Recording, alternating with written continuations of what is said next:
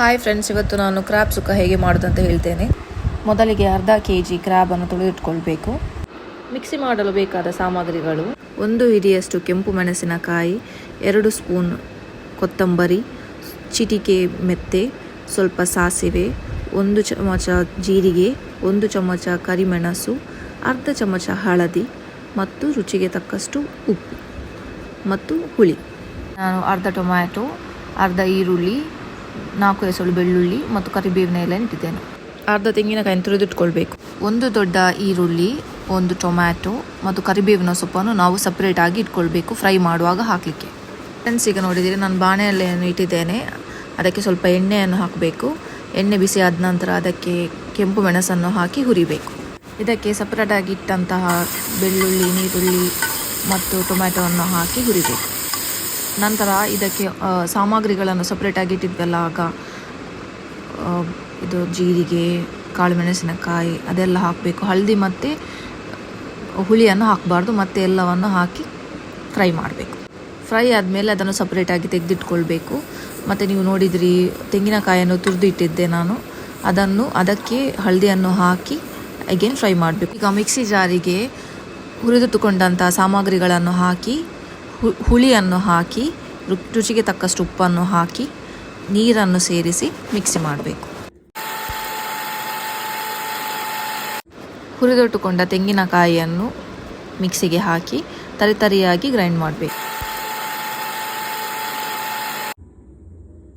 ಈಗ ಪುನಃ ಬಾಣಲೆಯನ್ನು ಬಿಸಿ ಮಾಡಲಿಕ್ಕೆ ಇಡಬೇಕು. ಇದಕ್ಕೆ ತುಪ್ಪ ಹಾಕಬೇಕು. ತುಪ್ಪ ಯಾಕೆ ಹಾಕಬೇಕಂದ್ರೆ ಕ್ರ್ಯಾಬ್ ಸ್ವಲ್ಪ ಹೀಟ್ ಬೈ ನೇಚರ್, ಸೊ ಅದಕ್ಕೋಸ್ಕರ ಅದು ನಮ್ಮ ಬಾಡಿಗೆ ಹೀಟ್ ಆಗ್ತದೆ. ಅದಕ್ಕೋಸ್ಕರ ನಾವು ತುಪ್ಪವನ್ನು ಹಾಕಿದರೆ ಸ್ವಲ್ಪ ತಂಪಾಗಿರ್ತದೆ ಅಂತ ನಾವು ತುಪ್ಪವನ್ನು ಸೇರಿಸಬೇಕು. ಮತ್ತು ಸ್ವಲ್ಪ ಅದಕ್ಕೆ ಎಣ್ಣೆಯನ್ನು ಹಾಕಬೇಕು, ಯಾಕಂದರೆ ತುಪ್ಪ ಮತ್ತು ಎಣ್ಣೆದು ರುಚಿ ಒಳ್ಳೆಯದು ಬರ್ತದೆ. ಈಗ ಇದಕ್ಕೆ ಮಸಾಲೆಯನ್ನು ಸೇರಿಸಬೇಕು.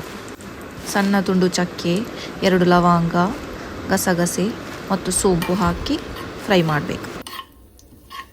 ಈಗ ಇದಕ್ಕೆ ಕರಿಬೇವಿನ ಎಲೆಯನ್ನು ಉದುರಿಸಿ ಫ್ರೈ ಮಾಡಿ, ನಂತರ ಕಟ್ ಮಾಡಿಟ್ಟುಕೊಂಡಂಥ ಈರುಳ್ಳಿಯನ್ನು ಹಾಕಿ ಫ್ರೈ ಮಾಡಬೇಕು. ಈರುಳ್ಳಿ ಬ್ರೌನ್ ಕಲರ್ ಬರುವ ತನಕ ಫ್ರೈ ಮಾಡಬೇಕು. ಆದಮೇಲೆ ಅದಕ್ಕೆ ಟೊಮ್ಯಾಟೊವನ್ನು ಕಟ್ ಮಾಡಿಟ್ಟಂಥದ್ದನ್ನು ಹಾಕಿ ಅಗೇನ್ ಫ್ರೈ ಮಾಡಬೇಕು.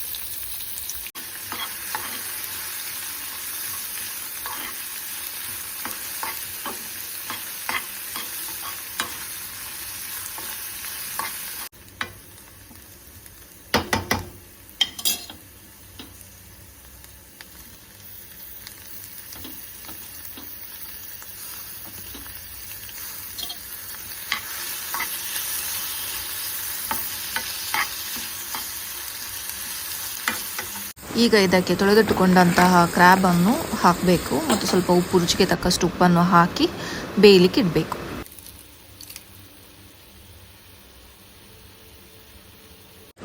ಇಲ್ಲಿ ನಾನು ಪಾತ್ರೆ ಚೇಂಜ್ ಮಾಡಿದ್ದೇನೆ, ಯಾಕೆಂದರೆ ಅದು ಚಿಕ್ಕದಾಯಿತು. ಅದಕ್ಕೋಸ್ಕರ ದೊಡ್ಡ ಪಾತ್ರೆಗೆ ಶಿಫ್ಟ್ ಮಾಡಿದ್ದೇನೆ. ಈಗ ಕ್ರ್ಯಾಬ್ ಬೇಯ್ದ ನಂತರ ಅದಕ್ಕೆ ನಾವು ಮಿಕ್ಸಿ ಮಾಡಿಟ್ಟುಕೊಂಡಂತಹ ಮಸಾಲೆಯನ್ನು ಹಾಕಬೇಕು. ಕುದಿ ಬರುವ ತನಕ ಸರಿಯಾಗಿ 2 3 ಕುದಿ ಬರಬೇಕು. ಕುದಿ ಬರುವ ತನಕ ಅದನ್ನು ಬೇಯಿಸಬೇಕು.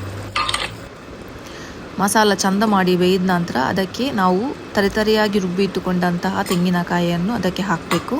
ಅದಕ್ಕೆ ಹಾಕಿದ ಮೇಲೆ ನಾವು ಆದಷ್ಟು ಸ್ವಲ್ಪ ಕೈ ಆಡಿಸ್ಕೊಂಡು ಇರಬೇಕು, ಇಲ್ಲದಿದ್ದರೆ ಅದು ತಳ ಹಿಡಿತದೆ. ತಳ ಹಿಡಿಯದ ಹಾಗೆ ನೋಡ್ಕೊಳ್ಬೇಕು ನಾವು.